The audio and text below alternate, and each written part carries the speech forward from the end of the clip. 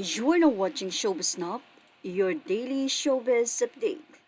Kinaaliwan nga ngayon ang naging post at naging say ni Vice Ganda. Ito'y matapos nga na magkaroon sila ng bonding ng mga kapwa niya host sa It's Showtime. Kung saan, na-out of the picture nga itong si Vice Ganda. Yes, sa kanyang naging say at sa naging memes, sinabi ni Vice na wala ako o nag-post. Vice, ako nagpakain dyan.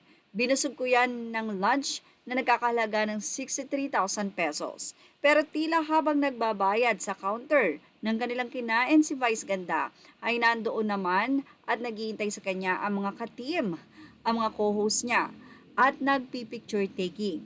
Kaya ang siste, hindi kasama si Vice sa nasabing photo. Kaya naman todo tawa ang mga netizen matapos ng sabihin ni Vice Ganda na wala siya sa picture tapos siya ang nagpakain sa nasabing nga pong grupo. Well, ano nga ba ang masisay ng mga netizen sa nasabing samahan o napakagandang samahan na ito ng nasabing It's Showtime host? Say nila, grabe nga daw ang samahan, mapang-asar, nakakatawa talaga. Well, ibahagi po natin ang kanilang mga naging komento sa naging pabirong say na ito ni Vice Ganda.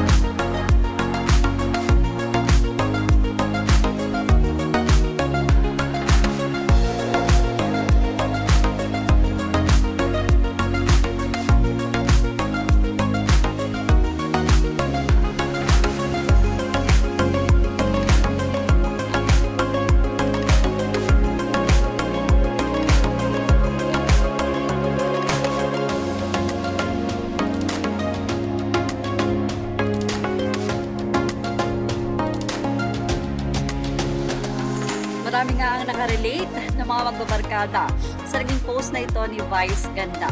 Well, ano naman ang masasay niyo about dito na kinatuwaan nga ng mga netizen? Sa mga showbiz snappers natin dyan, ilagay na ang opinion dito sa ating comment section. Images are all credit to the rightful owners and thank you for watching.